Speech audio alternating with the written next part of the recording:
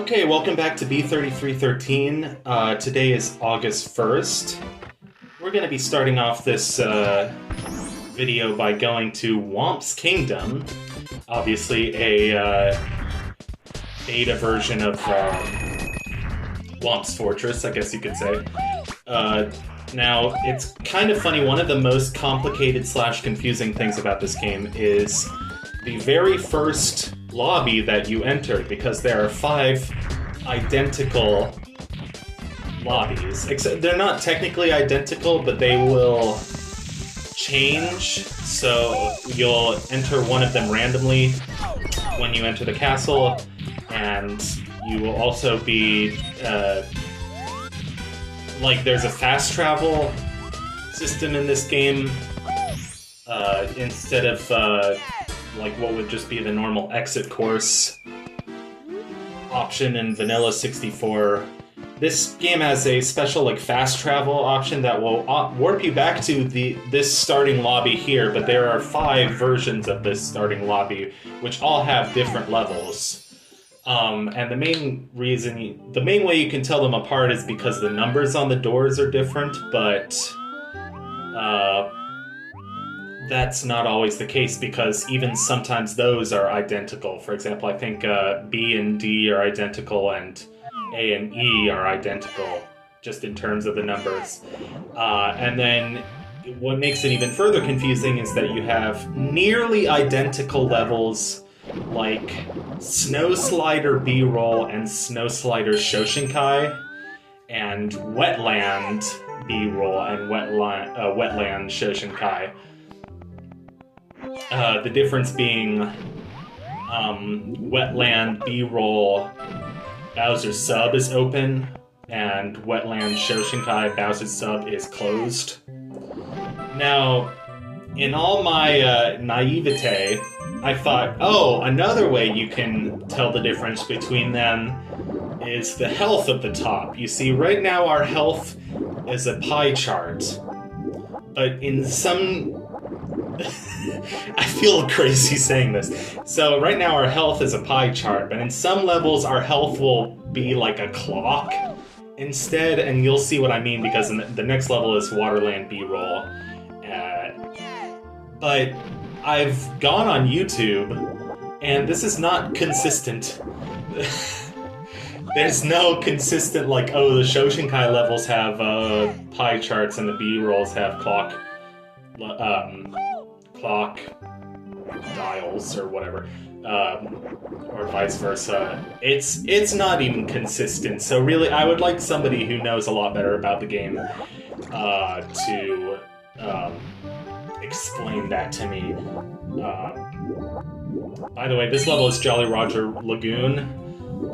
What I was afraid of happening was exactly what happened. I looked around very carefully to make sure I wasn't missing any red coins, so that's why I, took my sweet-ass time with this level. And then I got 7 out of 8 red coins and then saw a star at the end, and I was like, fuck it, let's just grab the star. So now, now if we want to go back and get red coins, we gotta do it all over, and red coin missions are kind of boring because they're so slow-paced. Okay, so now we're in a lobby where the doors go 3, 1, 2, 4. So you know that's going to be either Beta Lobby A or E, and this is Waterland B-Roll, because the sub is open. And I was wrong. We still have a pie chart for health. Obviously, this is based on Dire Docks. Except in this version of Dire Docks, you can enter the sub, which is a whole thing. I had no idea. So, in the last video, you'll remember that, the first thing we did was we grabbed a star from Snow Slider, either Snow Slider B-Roll or Shoshinkai, I'm not sure which one. And then we immediately went and fought Bowser. Now, the reason I did that is because that's the first red star of the game. There are 13 red stars total, and you basically need those for plot progression, like you don't have to 100% the game, but you can only do the final boss after getting all 13 red stars. But what happens is, I just drank a lot of coffee, that's why I'm stuttering and fumbling my words so much. I got that squirrel brain. But what happens is you need the red star to unlock some of your abilities. So the first time I played this game, I was like, why can't I long jump? And why can't I backflip? And then the more I played, I was like, oh, I eventually unlocked those abilities. And I was like, well, what the fuck? Why did that happen? And it turns out you need to get red stars in order for more abilities to unlock. So that's just one of the many weird things about this game that you wouldn't know because the game doesn't tell you. This game is a masterclass in gaslighting. Gaslighting and girl bossing. No, I'm kidding. So here's inside the sub-level. This leads to a Bowser fight, which is the main reason why we're here. I don't think I've ever managed to get all of the 8 red coins here. This level is just annoying. It's not even that hard. I'm just bad at Mario 64. You know, I've been playing a lot of other ROM hacks on my own time, and that's been fun.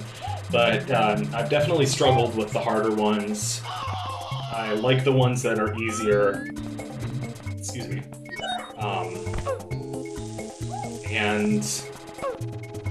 But I think that I've actually gotten a little bit better at Mario 64 just by playing ROM hacks. So maybe that's just wishful thinking, but... So, in this game, the moveset is slightly changed. So you'll notice that some moves are different. Some mechanics are even different than they are in Vanilla 64. So you can climb climb certain surfaces, sort of like you could in Super Mario World. You'll immediately start flying when you get shot out of a cannon. And what's the other one? You will do this sort of Mario Galaxy style floating spinny jump when you come out of a triple jump, which is kind of nice. It's kind of like a glide move that lets you sort of cross long gaps. If you ever need to cross a long gap, it's useful for that. Thank you, Mr. Fire. Very, sliding on the top of a womp. Good. Or thwomp. God damn it. No, womps are the ones with legs. Thwomps are the ones that go, here! That was a flawless, completely flawless thwomp impersonation.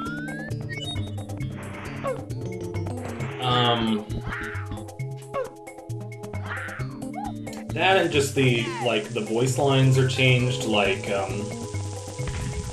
you know, obviously the Charles Martinet voice clips are not in there because they wouldn't have been in there in the beta anyway. But instead you have these really scuffed, as I call them, clipped sounding voice clips that are just the most generic, annoying, like, whoo, wah! And then my favorite is the one when Mario does the falling thing. It's a frickin' Mel Bay scream. Mel Bay, the voice actor, and it's like a stock scream from a scream library, or a sound library. And I love it because a couple years ago there was that meme of Daffy Duck in Parappa the Rappa, and it was, I slammed my penis in the car door. You slammed your penis in the car door. And then he does the scream. So, I'm not gonna do the scream right now. It's 3 a.m. But anyway, second red star of the game. Yay. What's next? So I'm checking my Word document now. So, okay, Snowman's Land beta. So we go out the 4 door, and we go into Oh no, this is Snow Slider. I cut this out because I went into Snow Slider, and got absolutely shit accomplished. There was the 3313 lobby, which warps you to the 213 lobby if you go through the left door, just to troll you. The game makes a little noise that goes. I guess maybe that's from the beta. That's when, like, originally when the Bowser painting trapdoor opens, and it's like the game laughing at you. And there's a funny fan theory that that's like Peach's ghost laughing at you. So in the lore of this game, there's like an evil AI named Stanley, which is kind of hard to take this game seriously or find it like a horror game at all when the AI is named fucking Stanley. Like, that's such a funny name. But like, the fan theory is that you see Peach's ghost all the time because, like, the AI is possessing Peach. But, like, the AI is also possessing, like, a ghost of Mario with no face, which is major spoilers, but anyway. Anyway, I like Snowman's Land beta. It's got a nice, sort of comfy retro style to it. I like the snow effect. I like how it's kind of dark, like it's kind of evening, not super bright out. And I also like this cabin over here. It's very cozy. This is just kind of the kind of level that I enjoy when I play ROM hacks, like this very sort of retro style, cozy style. I can't even words right now. So, okay, one more star, and then this video is going to end. And this is a super quick star. This is literally the This star was a lot harder in Vanilla 64, which a lot of stars in this game, you can just kind of go into a level, explore for 10 seconds, and find a star because it's just right there. So, I feel like, because the bulk of the game is supposed to be you're exploring the castle and not the actual levels, but it depends. So thank you for watching, I'll see you soon, goodbye.